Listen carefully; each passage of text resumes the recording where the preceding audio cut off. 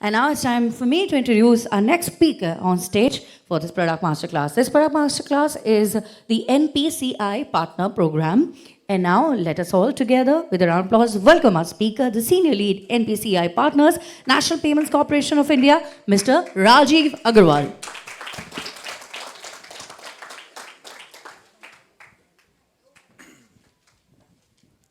Hello. Yeah, working. Thank you so much to take out the time to go through this masterclass. I'm sure the last session was really enthralling. Yeah. So here, what I'm going to cover is the concept of partnerships and alliances. All of us are professionals, and we keep hearing this new buzzword, alliances and partnerships. There is a lot of requirement out in the market, and a lot of collaborations are happening at all levels in the corporate. We have recently launched, rather a couple of days back, NPCI Partner Program. Before I get into the details about what that partner program is all about, I'll just talk about a little bit about the concept of partnerships and alliances. How do we define them, and how does NPCI look at them? So in NPCI, there are various teams, as you might be already aware, and we have one specific department which is called as business team. Under business, we have a team which looks after relationship with the merchants, with the fintechs, with the technology service providers, with the aggregators, emerging fintechs, so on and so forth. And then there is another vertical under that department which looks after the relationship with the banks. So PSU banks, private sector banks, commercial banks, cooperative banks, all kind of banks. So this is the department, the BD team, which looks after the alliances and partnerships of any kind. So that's how the alliances or partnerships are formed and developed in NPCI. So what are partnerships? Partnerships are mid to long-term commitments with defined goals and objectives between two or more entities, which can achieve a result in a time-bound manner, in a cost-effective way. Partnerships today, as you know, are very, very critical at all levels. They are required for survival, they are required for growth, and they are required for an entity to remain relevant in short term, mid term, long term. So it's totally inevitable today, and it has become a fact of life. It's a philosophy which a company adopts so that you can cater to new markets, you can reach out to new markets, you can reach out to new market segments, you can reach out to new geographies. And that's why you want to collaborate with people whose strengths you can leverage, and the cost is also less for your organization. So partnerships are everywhere. When we look at partnerships, it's not a corporate theme as far as partnerships are concerned or alliances are concerned. It's everywhere. You look at yourself, you look at nature, it starts in nature, right?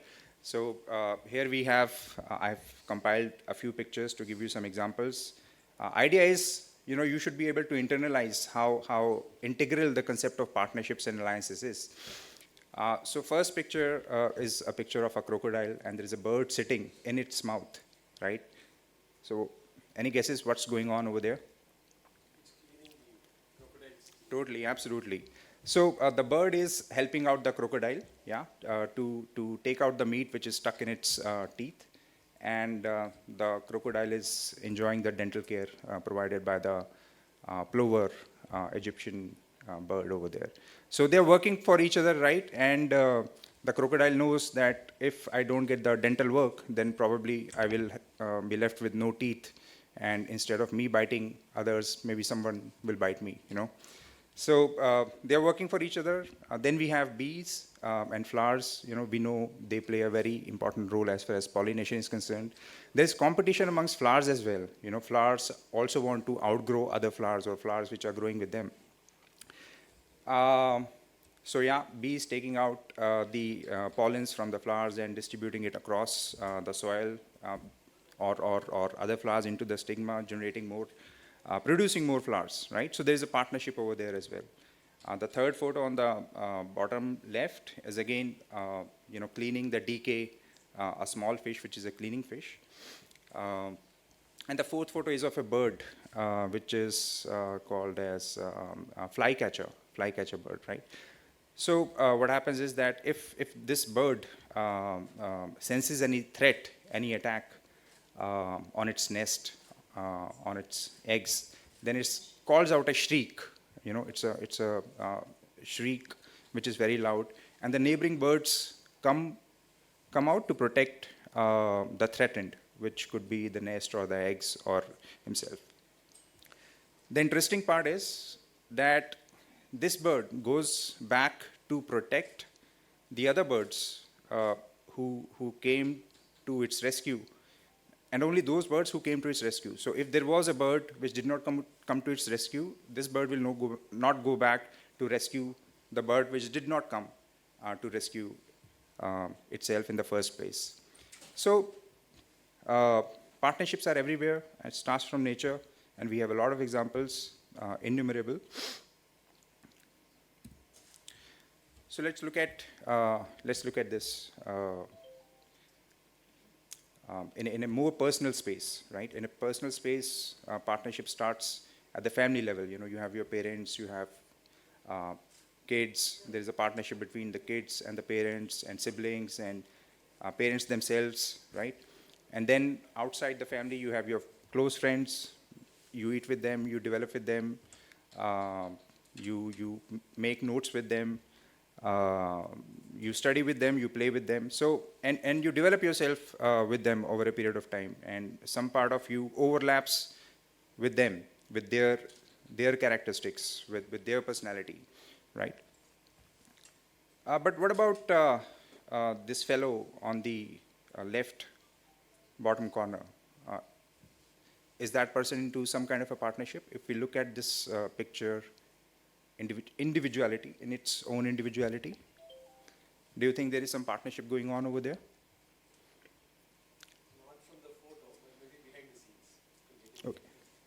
From the photo, if we look at the photo. So this, sorry? He's trying to associate with nature. Trying to associate with the nature, yeah. Yeah, right. Could be, definitely. No, I have not gone to the handwala picture, just.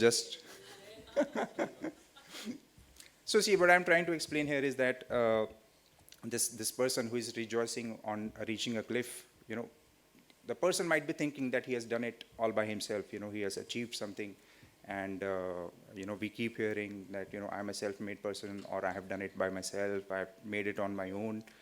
But sometimes we don't realize that there is a system which is working inside of you, right? There are elements which are designed to push you, to take you further, right? Your brain might be thinking that you are on your own, but actually you are not. You have your heart, you have your liver, you have your gut, you have other internal organs who are working in a tandem, in a collaboration, right? And they are designed to lift you, and in turn you have to take care of them, right? You have to take care of them, and they take care of you. So there's a partnership. Even if you think that you are all by yourself, you are alone, you are not, right? There are elements which will always rescue you.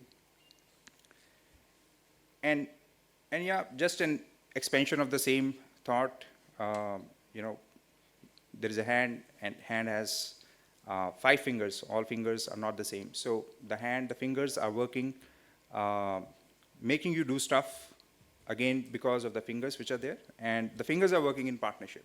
So there are so many things which are working to help you achieve your goals. So in my opinion, there is no concept of individuality. You should always look at different elements in a whole. So this was the idea of partnerships from a personal context. Now let's move to the organizational context. So organizations are like brands. We all know that. All have read that in our books, in our marketing books. We either admire or we ignore them or we despise them. We hate them, right? Um, and how we look at a particular brand or an organization is, what are their intentions? Whether their intentions are good for us, for a consumer, or and what is the delivery uh, of that organization against those intentions. So if the intentions are good, how successful, how competent an organization is in delivering to those intentions. So this particular graph can just give some more idea on it. So for example, if we map warmth is like intentions. If the more good intentions I have, the more warmth is there, which is emulating from that particular brand, right? And then competence is how competent is that organization in fulfilling those intentions. So if we look at, sorry, is my cursor? Yeah, it's moving. So this is a parasite, this particular section, which is low in competence and low in warmth. Basically, these are those organizations which are still figuring out their vision and mission. What exactly do they have to do? They are still building the app. They are still trying to understand the consumer behavior. So, so they can be rated as a parasite because they may not be able to add that much value to your overall goals or objectives, right? And then we have pet as a category. They provide great source of warmth to you, but they may not be competent, right? But still you work with them because out of your relationship or a lot of persuasion from that particular brand. So there are categories of organizations which may fall into your in this category, in this particular quadrant. They may be fantastic on their own, but the value and the competency that they bring on the table for you might not qualify them as a partner or something. Yeah, and then we have a predator category. So predator category is highly competent. They they know their work and they know their goals and objectives, and they're very clear on what they want. In terms of revenue, in terms of customer acquisition, in terms of LTV, or whatever different parameters you may want to evaluate a particular partnership in. So they, we keep hearing the word that this organization is a shark. It's a shark organization. They are hunters, right? So yeah, they are hunters, well and good, very nice. The thing is that when we look at a predator, we look at them hunting on something vulnerable, right? So that's what we associate ourselves when we look at or when we see the word shark or a predator. So they are very less on warmth, net, but high on competence. You may have partners falling into that quadrant as well. And then the green quadrant, which is the ideal quadrant for everyone, they're highly competent and they have a lot of warmth in their relationship. So you should assess your partnerships based on competency and warmth, what exactly they're bringing on the table, and how flexible they are, and how mutually beneficial the whole exercise is, right? So what are the characteristics of a successful partnership? First is the acknowledgement. Both the organizations or more organizations should acknowledge each other's strengths and their weaknesses. And then first decide that, okay, this organization can add something more to my goals and my targets. So first is taking a seat back and then acknowledging, giving that acknowledgement, and let it reach out to the other organization. Be totally transparent and lenient as far as this acknowledgement is concerned, because this really forms the base of your relationship, right? So this dialogue of acknowledging that yes, they can solve a particular problem will really go a long way. Then it has to be futuristic, definitely. It has to open up doors of new possibilities, unexplored territories. new markets, new market segments. So it has to be futuristic. It has to create new value for you, new value in the form of new customer, maybe increasing the ticket size of the customer, maybe reducing the cost of acquisition for the customer, maybe creating a higher lifetime value for the customer, or maybe increasing the serviceable market for you, the achievable market or addressable market. So SAM and SOM. Then interpersonal connections are very, very important as far as forming any kind of an alliance or a partnership is concerned. Yeah, we have to sign the dotted line, the agreement franking and stamp duty has to be paid, and all those terms and conditions have to be accepted. But the whole partnership really revolves around your interpersonal connections. You know, the partnership is all about hopes and dreams, and different level of officials in an organization need to connect in the same parallel. There has to be skill exchange. Yeah, they may know something which you don't know, and you know something which they don't know. So that exchange has to happen, and this is a part of the acknowledgement which forms the partnership. And then the results, you also need to define what exactly your goal is and where do you want to take this forward. So these are the broad characteristics of successful partnerships. And then we can map it in a different way as well. You know, again, so x-axis has time and work. So how much time and how much work have you done with a particular entity can define what kind of a relationship it can be qualified as. So the more time you have spent with a particular organization does not really mean that this is the right partner for you. You have to see how much work you have done with that particular entity in that time frame. So if you have spent less time and almost no work has happened, you can qualify it as you know, something which is in exploratory stage. And then if you have spent more time with them, but still you are figuring out, okay, you have maybe executed 1 or 2 campaigns with them. It could be an engagement. You know, you're still not there. You're still trying to figure out each other. And then you might have done wonderful work with them, but over a less period of time. Yeah, maybe a 1 month, 2 month, 3 month kind of a engagement. Then that can be qualified as an alliance. But if you have if you have worked with them for a long period of time and you have done a lot of work with them, then it can be qualified as a partner. However, we use the words alliances and partnerships interchangeably, but this is, I have tried to just make a differentiation based on the efforts which are going into any relationship. This will clarify further. Again, it's about work and time. So first couple of bars over there define that you have done work with them, but you know, the time is very less, right? And the last 2 bars tell you that you have done more work with them and you have spent more and enough time with them.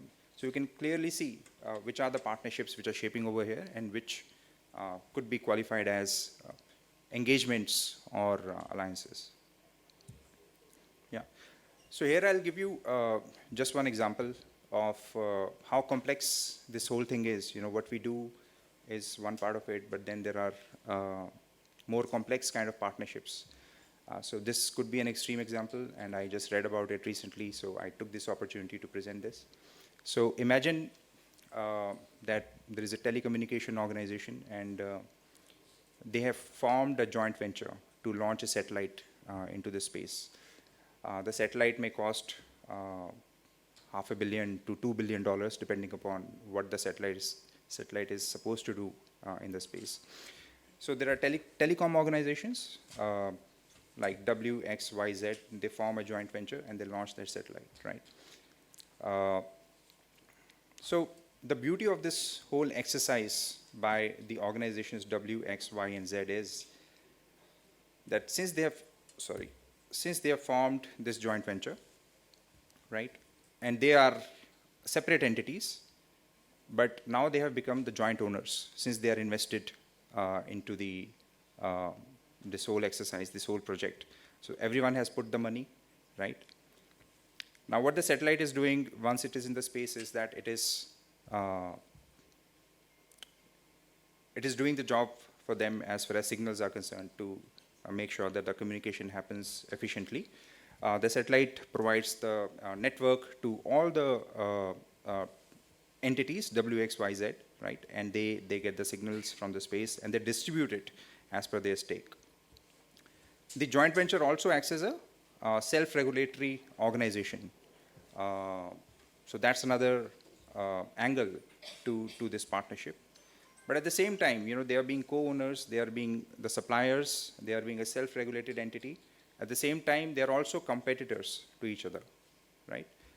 So this is a complex example of joint venture or a partnership. Yeah. And then, something about the network effect that NPCI really believes in these days. It's the process where each new user of a product adds to the increase in its overall value. So the more your product is used, the more value it will create. And every organization wants its product to be used in an exponential way. So every organization wants to address the complete market, whether it is serviceable or not, but you want to reach the next level, as far as the users are concerned. If you are operating in Maharashtra, you want to go to Madhya Pradesh, or you want to go, you would want to cover Pan India, then you want to go global, stuff like that. So an increase in the number of users has a positive impact on the value of the product, right? So the first one is a diagram which depicts the first kind of a network effect wherein the value is equal to number of users. So center point is the network, and then there are users in the end. So the value is equal to the number of users who are using that particular product. One example could be the single medium broadcasters. They broadcast to your TV channels, but they don't get anything in return, right? You can't do anything. You can't really make anything out of that broadcast which you are consuming. Right? The second one is an idea wherein your product is being used, and the other nodes in the network are creating more opportunities for your product to be used, right? So there the value increases by n square, wherein the number of users, everyone in the whole network is connected to each other and providing some value addition in your product, making the other users also use it. The third one is the idea wherein instead of just the central network, which is providing the services or products to the whole market, it is also helping develop the other nodes to function as additional markets, as additional networks. So these segments can create their own network, right, which are based on the service or product which was provided by the central network. So this can create a multifold return on the value. So this can go on and on and on and on. And so this is basically the network effect, and every partnership which you should look at should be based on these fundamentals, on how far you want to go with them, and qualify your partners accordingly.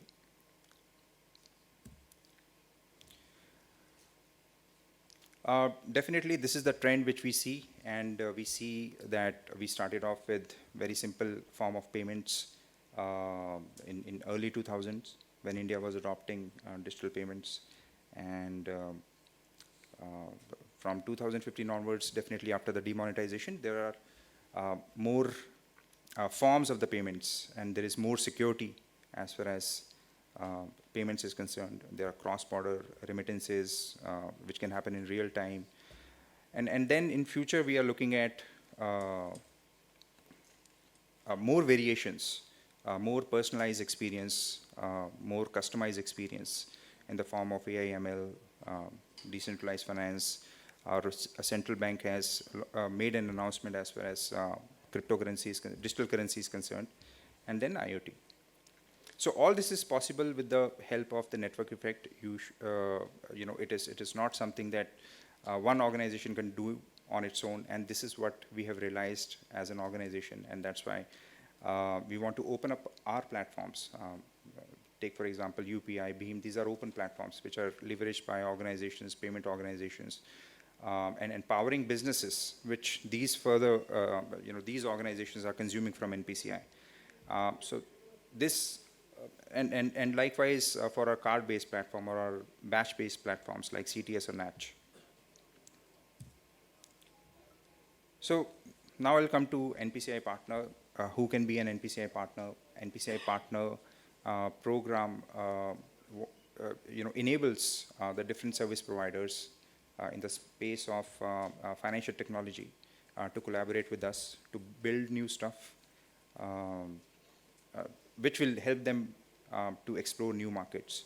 So it could be a switch provider or a card management system or a core banking system provider, a payment gateway or aggregator can collaborate with us through the program.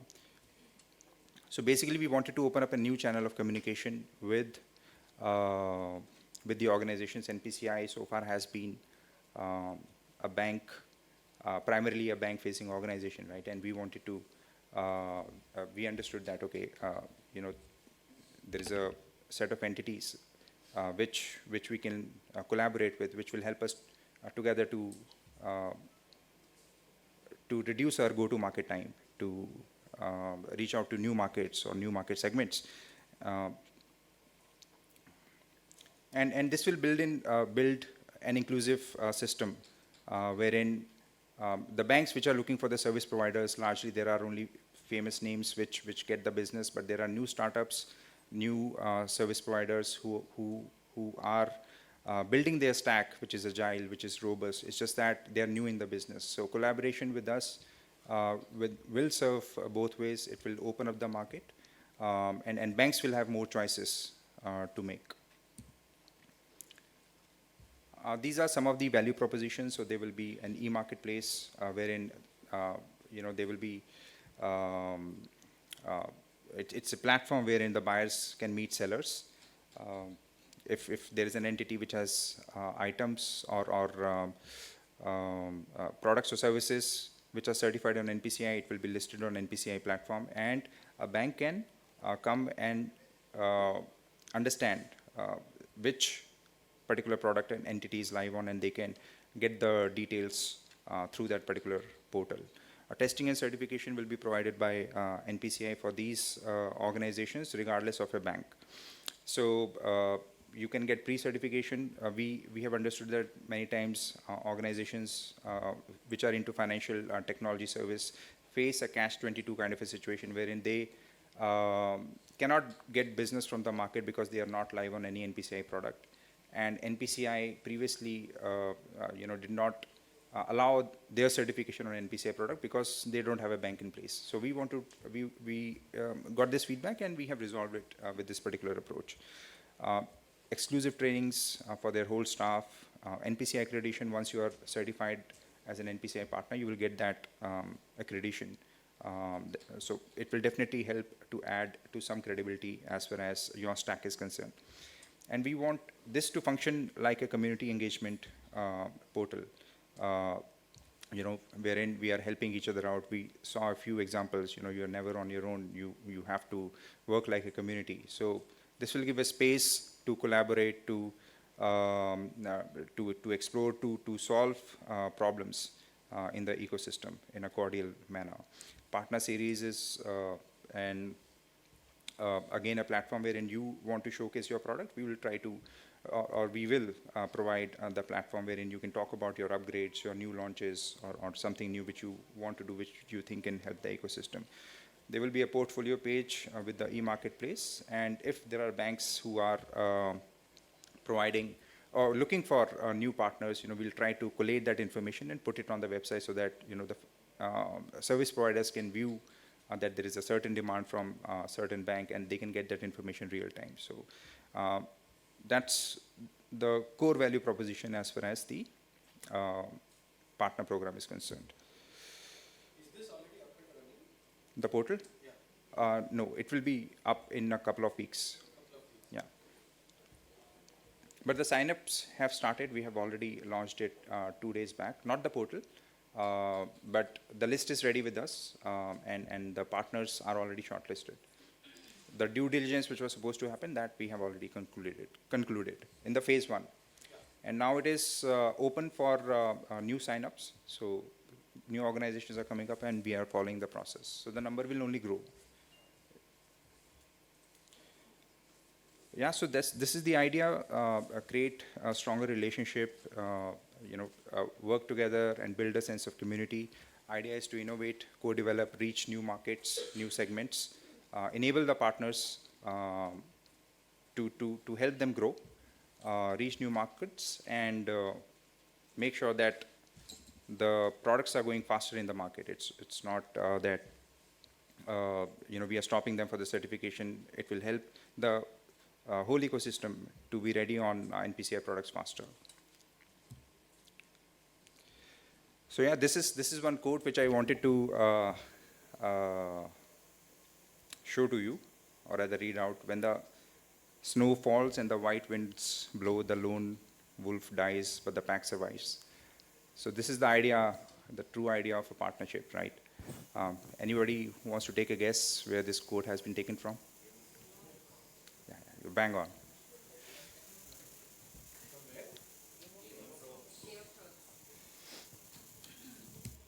Okay, so thank you so much. That would be all. Thank you very much, Mr. Rajeev Aggarwal, for the presentation. And do we have any questions? We can take 1 or 2 questions. Yes, any questions? Yeah, there we have.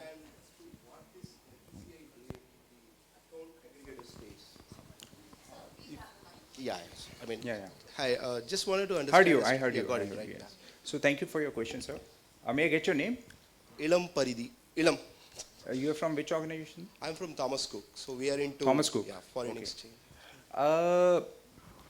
So see, we, as far as I can answer this from my team perspective, partner program. So we can collaborate with account aggregators as a value-added service providers. So account aggregators are entities where NPCI's transaction message does not pass through. They don't play any role as far as authentication or authorization of a message is concerned, but they are playing a role as far as the customer management of an entity is concerned, right? They are qualifying a customer for a credit, of certain kind. So we are directly not certifying them because certification is not required for account aggregators. Your stack is not connected to our switch of any account aggregator. But we can onboard them as a value-added partner. And there are entities, there are issuers or acquirers who are looking to understand the stack of account aggregators. But we are not connected to them as of now. But we can explore opportunities. What are the opportunities? How we can integrate into any stack? So always open for that kind of exploration. Thank you. You're welcome. Any other question? Check. Any other question? Okay. I think we are done with this. Thank you very much, Mr. Rajeev, for the presentation once again. Thank you. And thank you, Thank you, everybody, everyone. Thank you. for